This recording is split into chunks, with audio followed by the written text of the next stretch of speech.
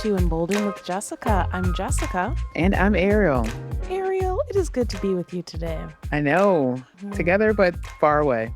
Yeah, and our first time recording together but far away. Yeah, let's see how this goes. And we have a really big topic to talk about.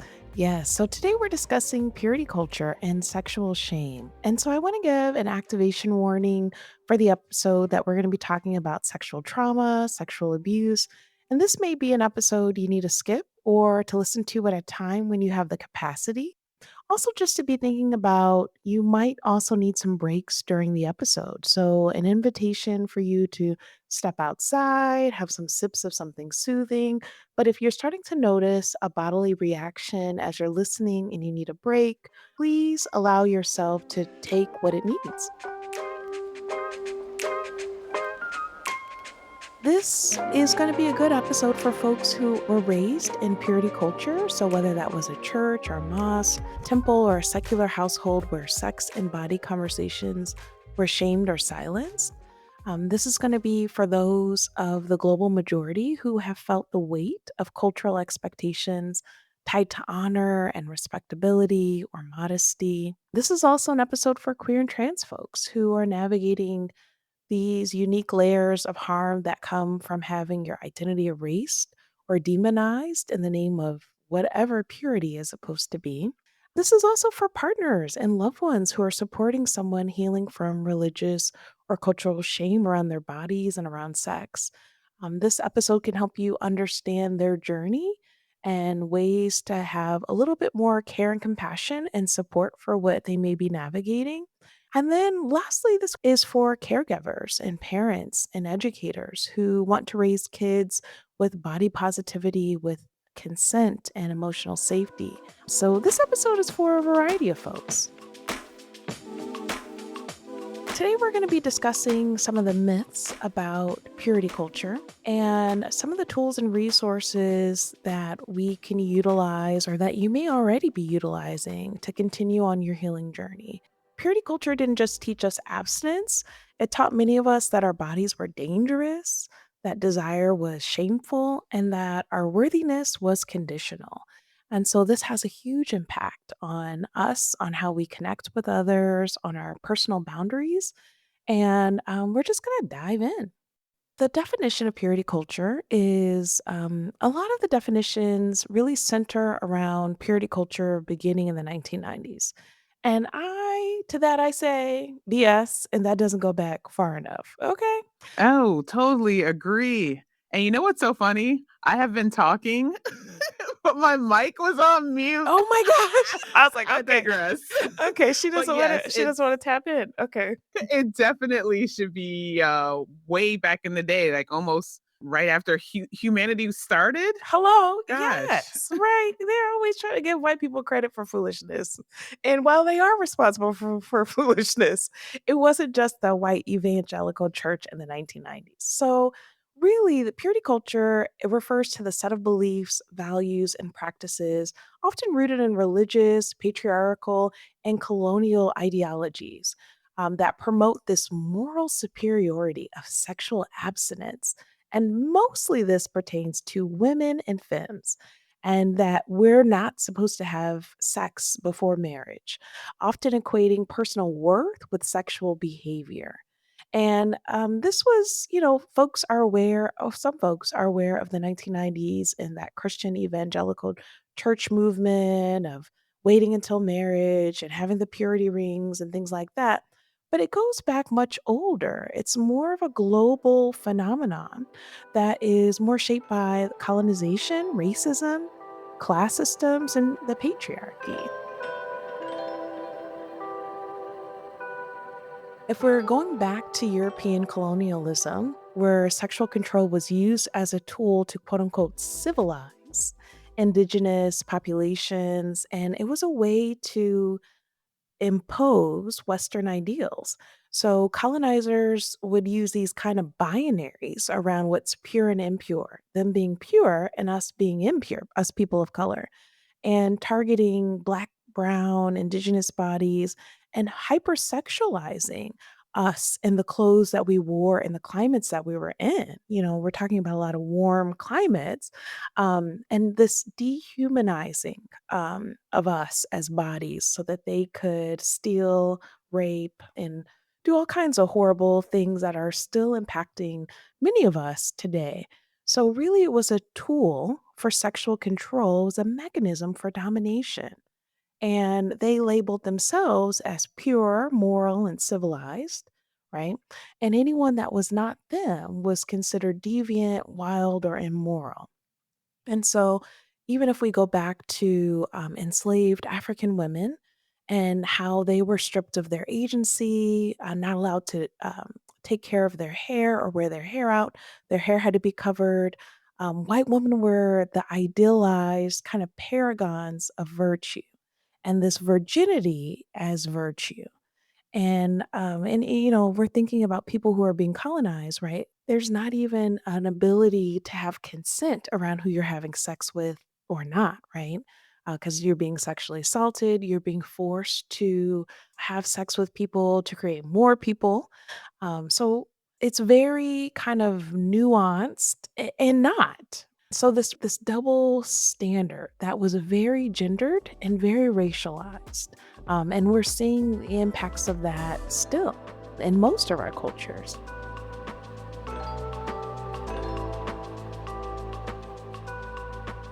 A lot of times when we talk about purity culture, we're looking at it through the lens of white evangelical churches. And while that is part of where I was raised in a white evangelical church, and a lot of us have that, there's more than just that, right?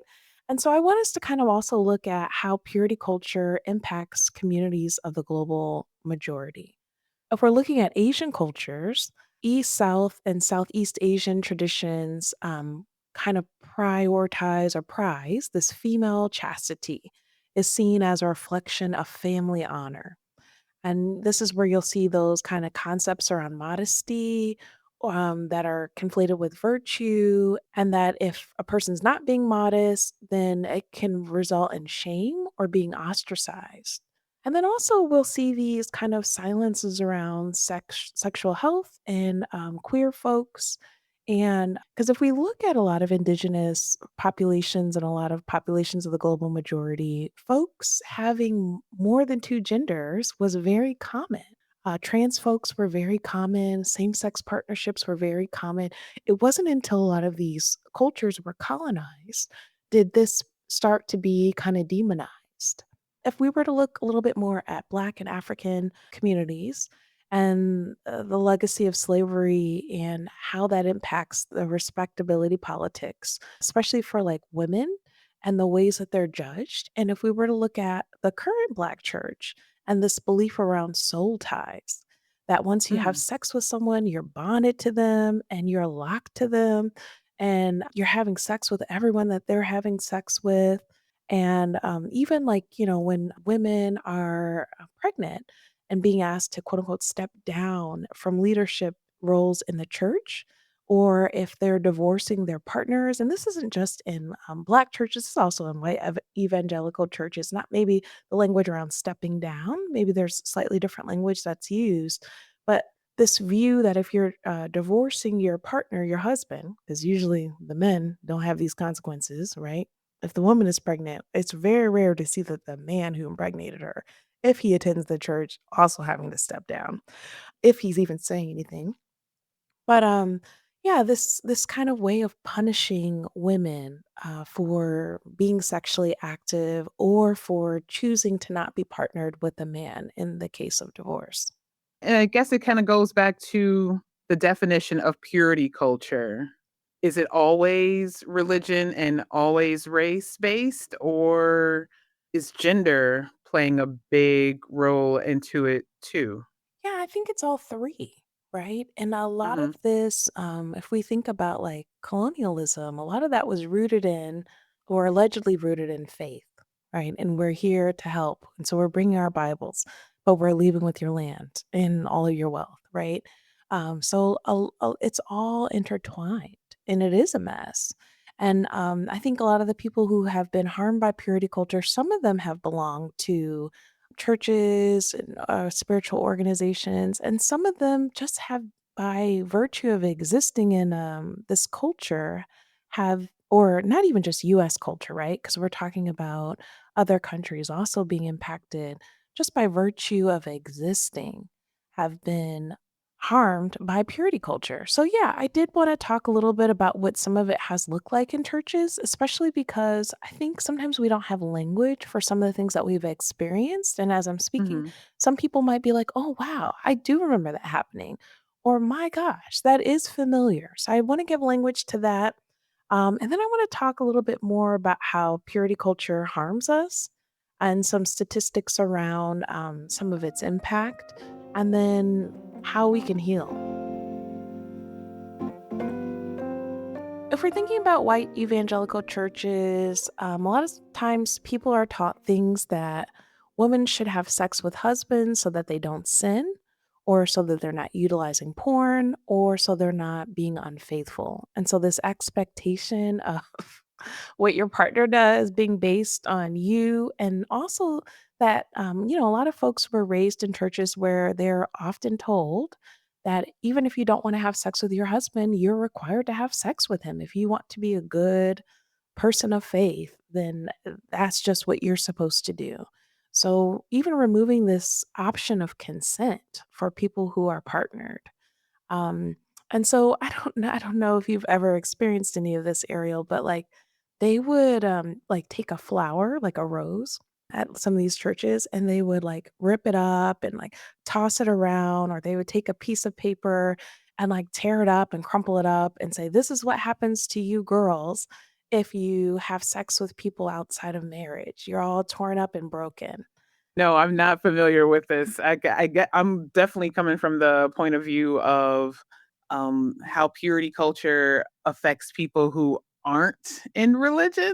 So All it's right, it's yeah. very interesting to hear this. Mhm. Well, and so we still hear that language for people who struggle with, enjoying sex or who experience pain with sex, that something about them is broken. Or if that they don't wanna be very sexual in general, let's say that they are, asexual, that they're broken, that something is wrong with them. Right? So that language of that brokenness, I think it's important to hear where some of that root came from. So when it's language that we're using with ourselves, just to take a moment to pause and reflect, is that my voice? Or who told me this untruth about myself that now is upstairs in my head and impacting me day to day? The other way that I think about the ways that some of this purity culture impacts folks is when I think about school uniforms and school dress codes, and no tank tops or skirts need to be below your knees.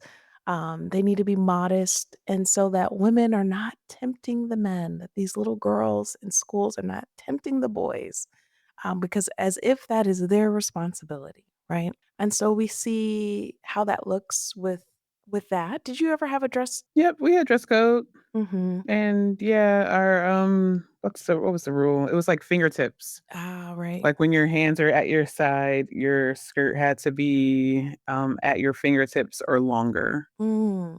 And what happened if you weren't wearing clothes that were deemed modest enough? Did they send you home? Did they give you, like, some dirty clothes to wear? What was the You got to demerit.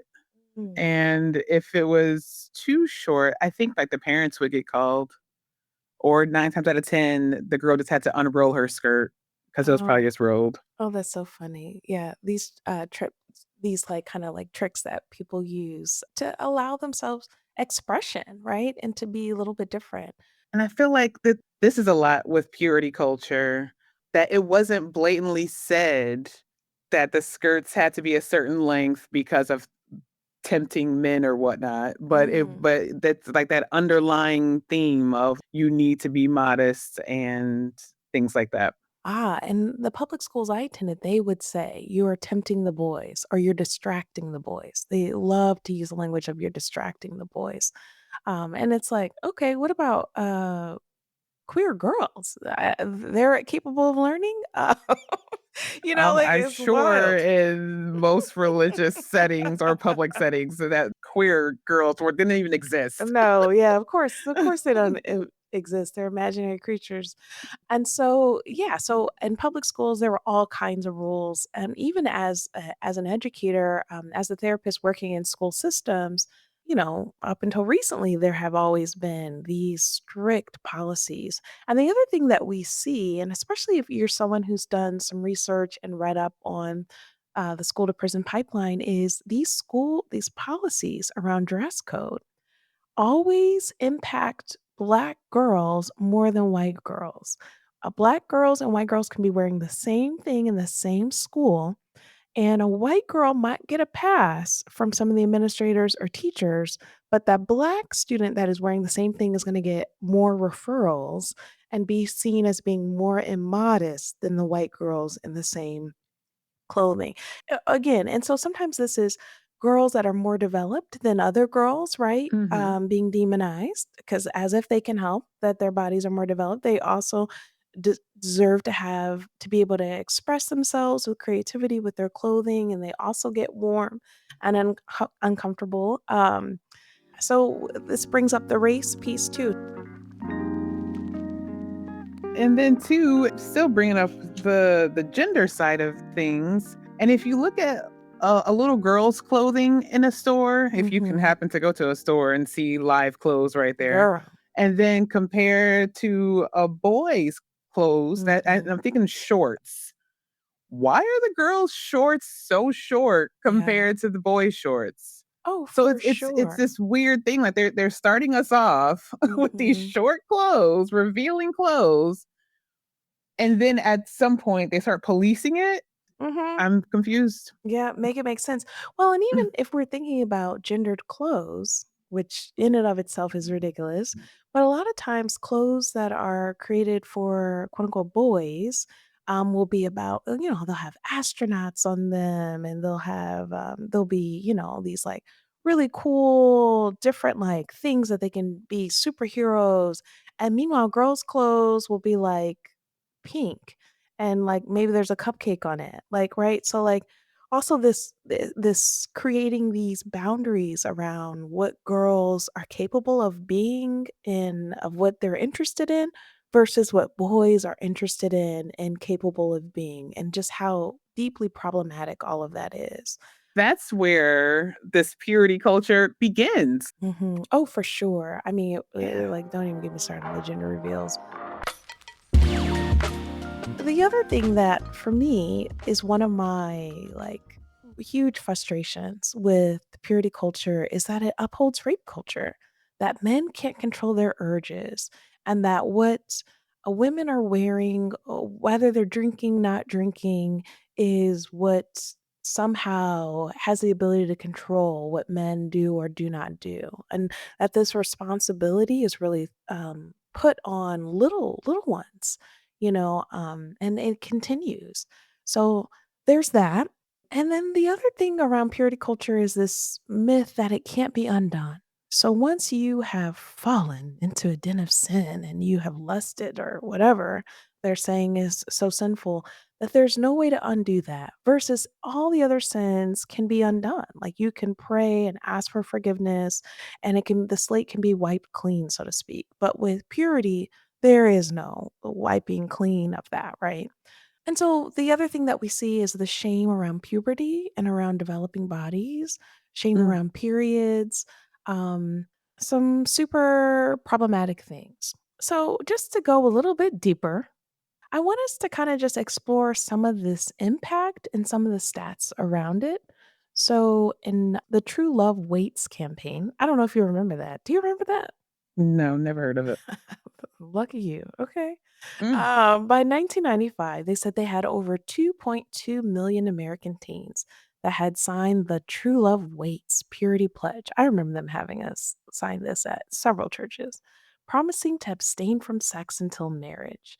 A 2009 study found that 88% of abstinence pledgers still engaged in premarital sex, and that pledgers were less likely to use condoms or seek STI testing that increase their vulnerability to unplanned pregnancies and STIs because there's all this shame around it. So you can't go to an adult and ask them for condoms or ask them questions because, of course, you've made this pledge. Researchers have also found correlations between purity culture and higher levels of sexual shame, anxiety, body dysmorphia, especially for women and queer individuals. And many reported feeling like they were damaged goods if they failed to remain abstinent, contributing to depression and trauma symptoms. And that's from the Journal of Psychology and Theology. Purity teachings often erase or condemn queer identities, causing shame around being queer or trans.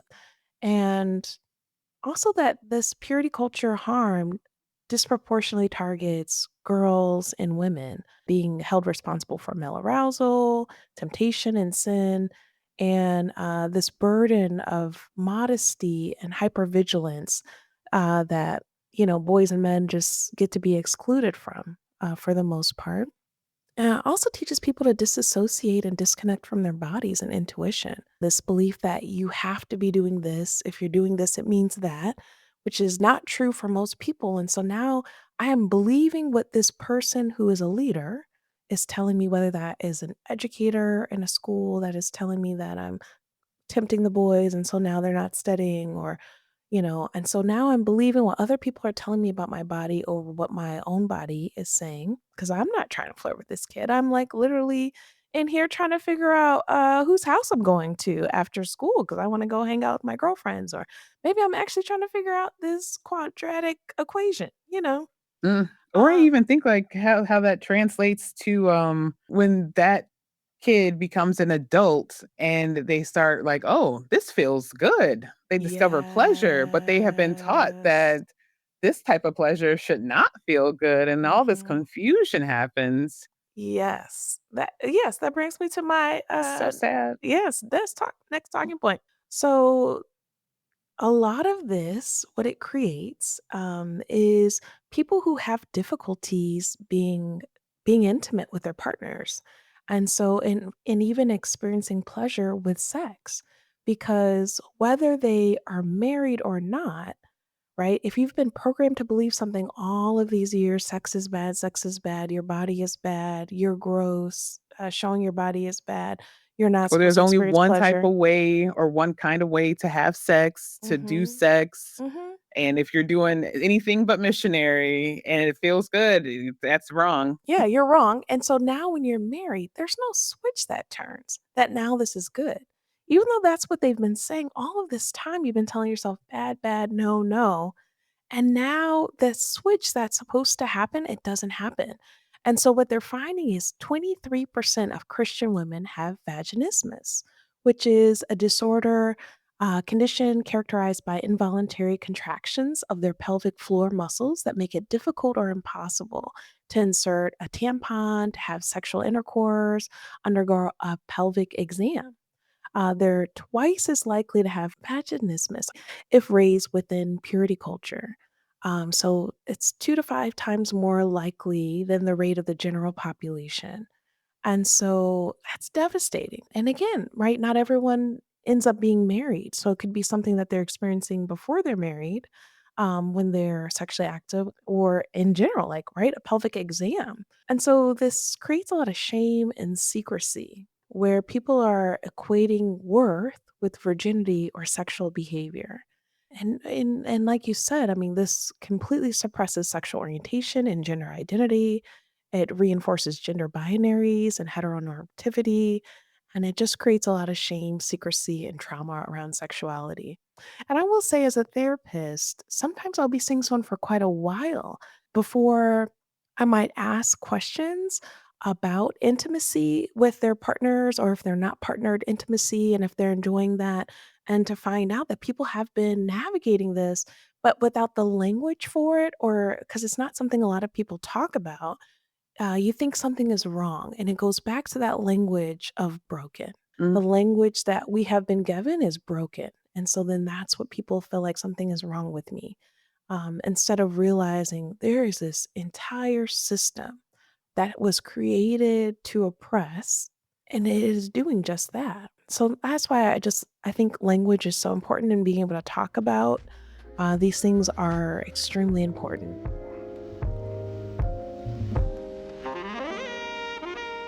What can healing look like? It can look like a variety of things.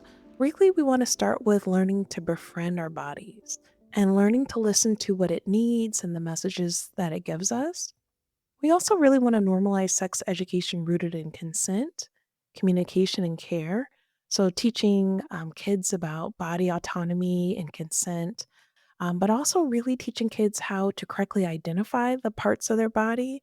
So sometimes when kids have learned these nicknames for things, sometimes they could be telling us something has happened with the body part. And because they have these different nicknames and they're not calling it what it really is, we think they're just like, you know, how kids are just usually rambling about a bunch of things. We just think they're rambling. And they really could be trying to tell us something. This also looks like affirming LGBTQIA plus identities and diverse expressions of love and intimacy. It's about naming and releasing the shame that was really never ours to carry. Some of the tools for healing that I would recommend are seeing if you're able, because I understand for some people who experience a lot of pain with pelvic floor exams or with tampon insertion, going to gynecologists can feel scary. But a good gynecologist will utilize consent, right?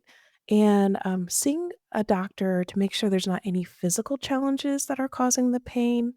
Another great resource are pelvic floor doctors. They're extremely supportive in helping those navigating pain with sex.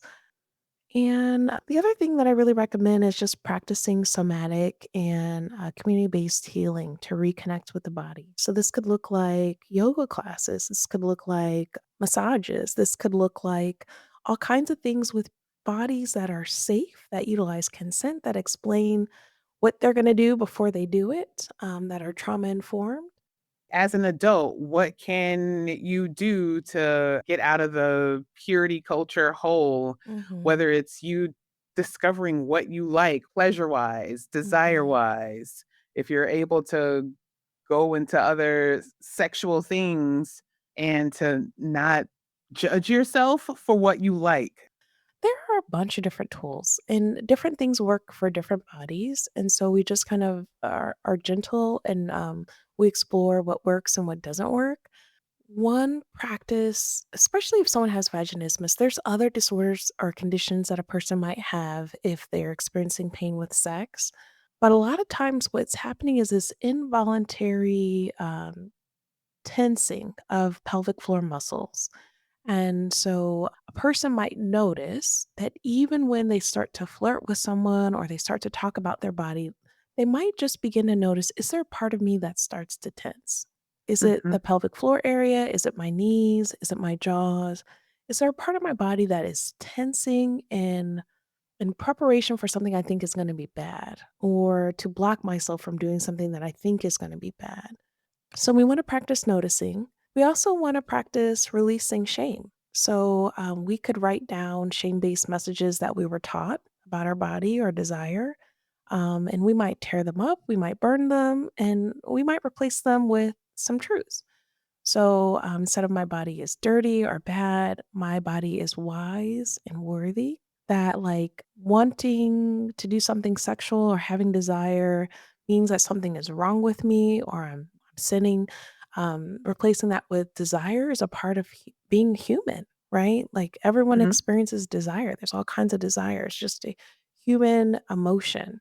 And then also working with having more consent with yourself. So rebuilding agency that for a lot of us has been kind of stripped away.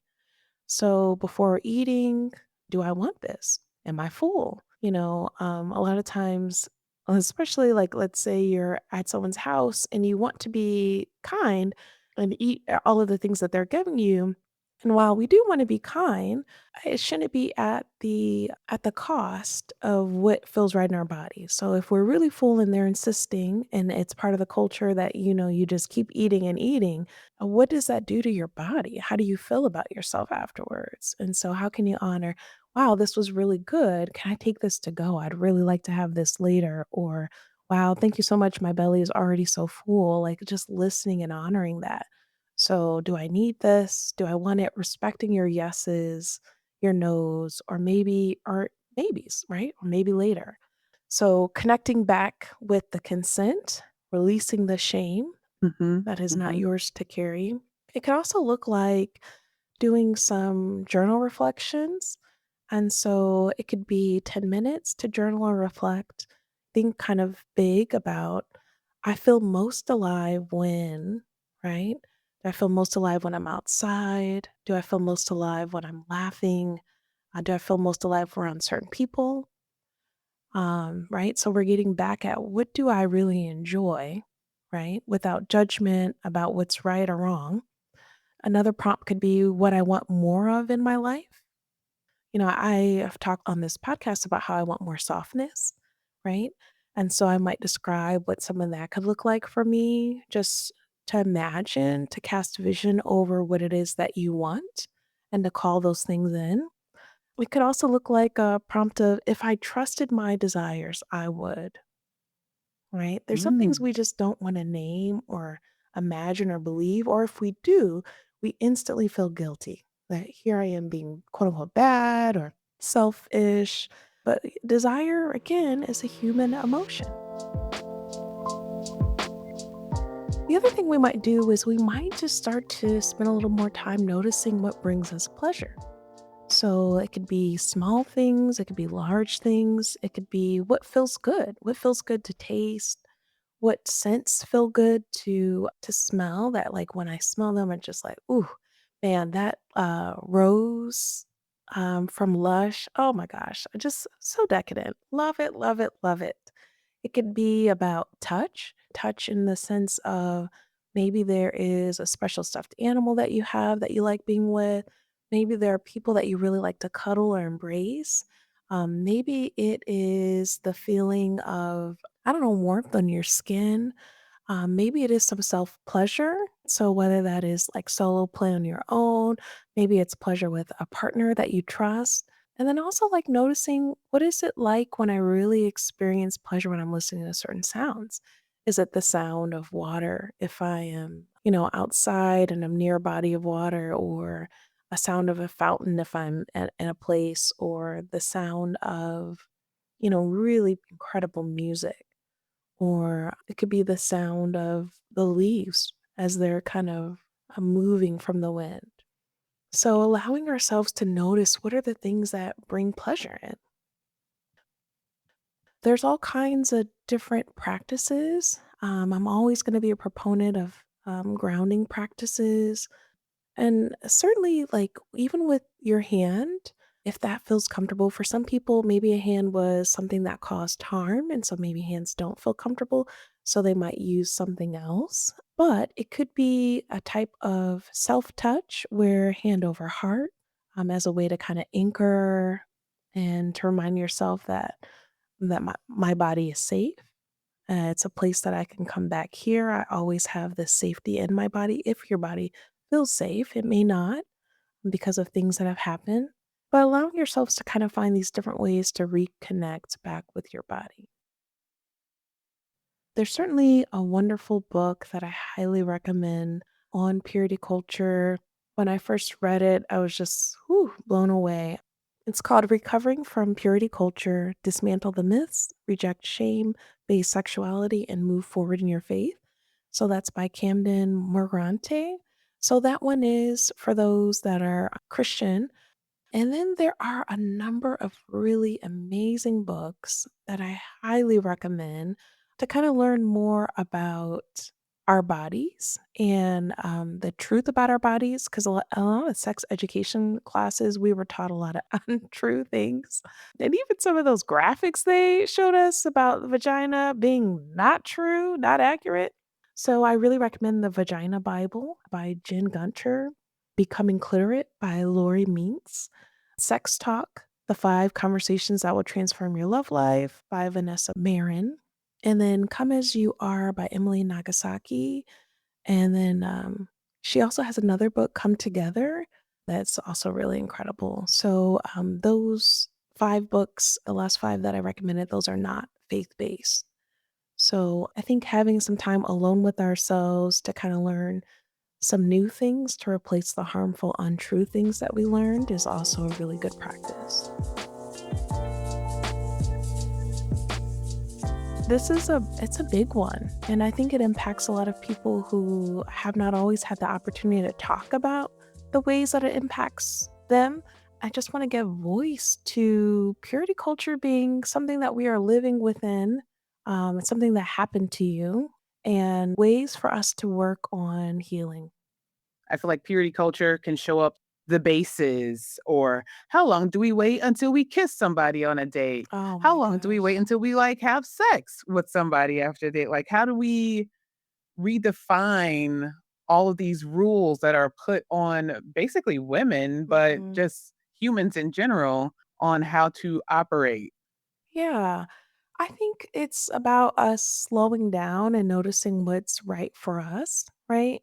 So, if there is a certain amount of time that we want to spend getting to know someone, it could be an hour, it could be 5 minutes that we want to spend before we're intimate, us noticing what feels comfortable, what feels right for us. Does this person feel like a safe person? Will I be comfortable with this? I think it's about us recognizing first, where do these rules that if a woman has had sex with more than 100 bodies, she's somehow bad, does that fit for me? Do I care about that?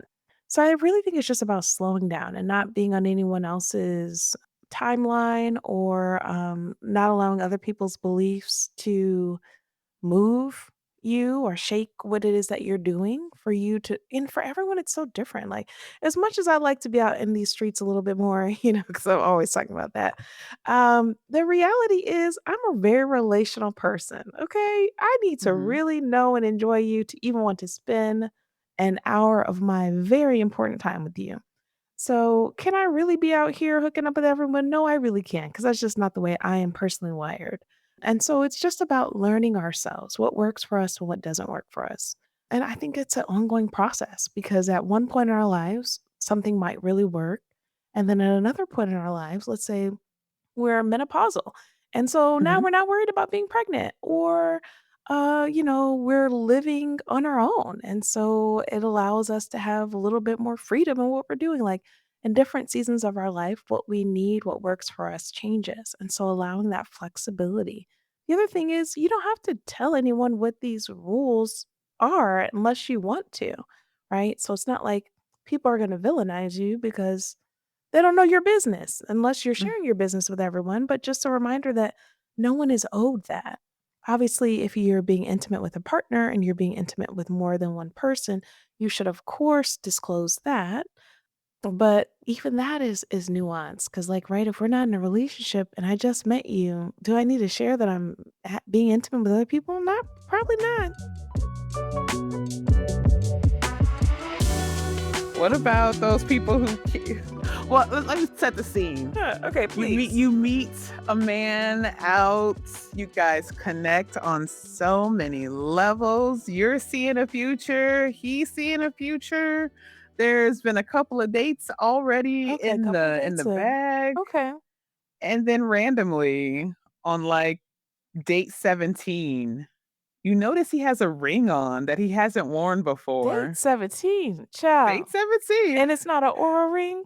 No, it's not an Oura ring. Okay. It's not even, a marriage ring. What do they call Okay. that? A wedding band. Okay, uh-huh. But It's you just a ask ring. him Mhm. about the ring, and he says The ring didn't mean a thing. he's wearing a purity ring. Okay, He's, like, born again, and at this point okay. in his life, almost to prepare That he's himself for celibate. you, that he decided to wear a purity ring. Okay, so wait a sec, we haven't done anything physical in 17 dates? You guys have kissed. Oh, that's a little weird. Okay, that you know 17 dates is a lot. People are busy, so I'm, like, thinking, 17 weeks of dates? 17 Okay, dates, and these dates are like coffee dates, and we have real only restaurant kissed? dates. Child, You this guys have can't been be to each me. other's Who is places. this? Who is this with this person? Anyways, focus, focus. Uh, How would you mm, react to him wearing this purity ring as he's basically signifying that he's going to end up with you? no, Like he just he's wants to not. show this off to you. What? This is wild. This sounds I like know. dating in 2025. I mean, it really does. What do I think about this What do you person's do? deciding to be celibate? I decide if this works for me, right? At any Mhm, point, I get to change my mind. If I really like mhm. this person and I'm cool with us being celibate going forward, then, then I will do that. If it's a really dope person and yeah, I'm cool with that. But what else has changed? Okay, is my questions. Like what other beliefs have shifted? I have He just lots wanted of that questions. purity ring back on to make That's too himself much. seem like the prize for you. That's too much. For me, immediately no. Go ahead and remove me from this equation. Check please. Yes, we'll be splitting it. Oh, he's such a gentleman, This is though. weird because to me, it's a red flag. Why are we wearing a ring? Who are we symbolizing this to?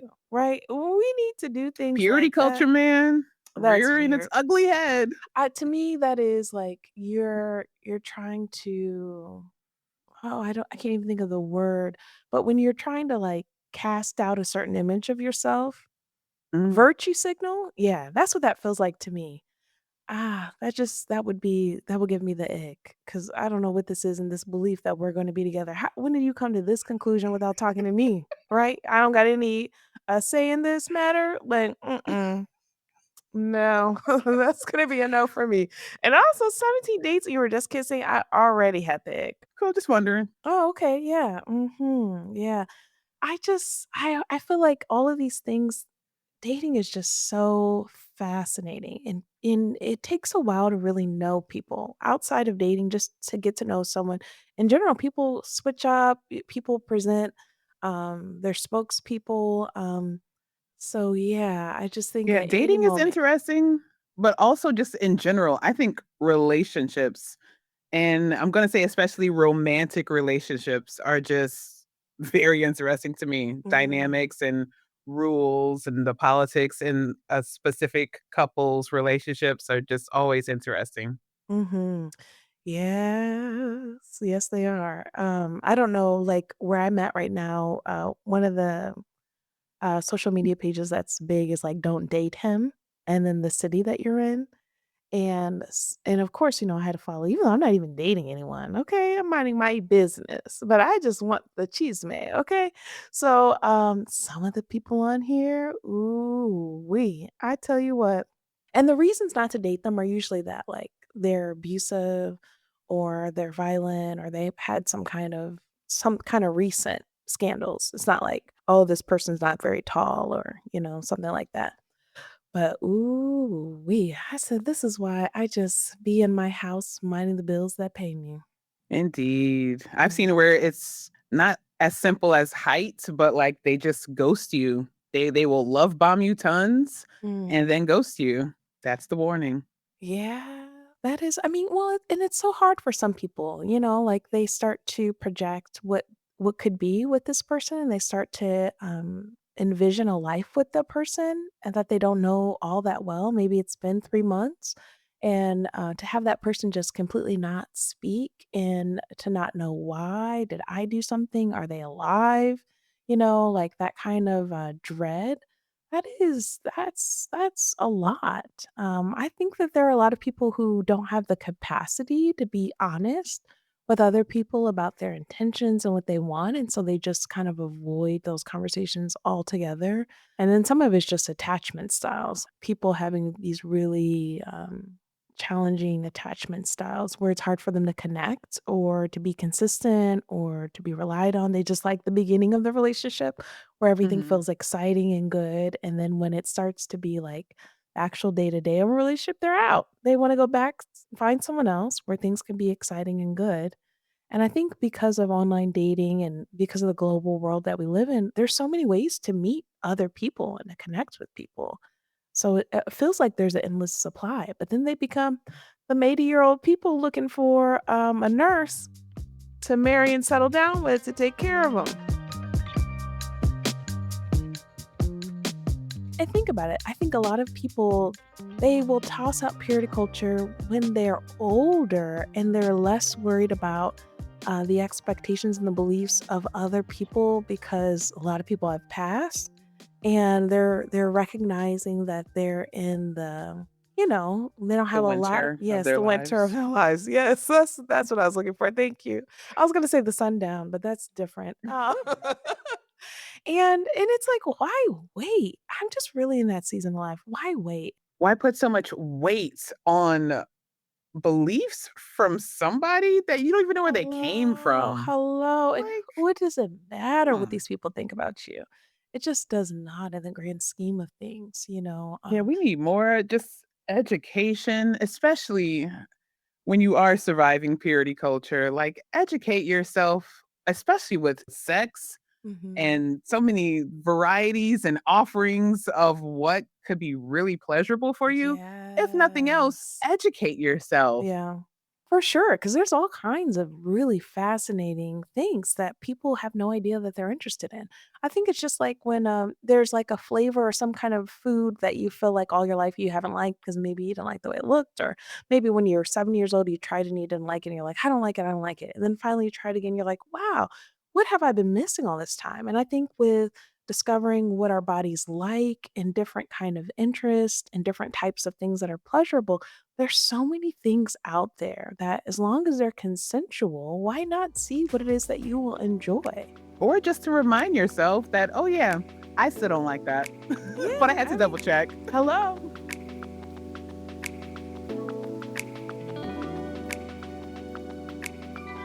I think that concludes our episode. I appreciate everyone for tuning in. If you have any questions or comments, feel free to reach out to us and let us know your thoughts on this episode or any suggestions you have for future episodes.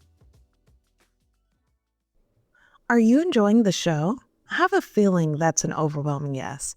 We can use your support to keep this space growing and thriving. Here's how you can help. Share this episode with a loved one who you know is going to enjoy it. Sharing helps spread the word and brings more amazing people into our beautiful community.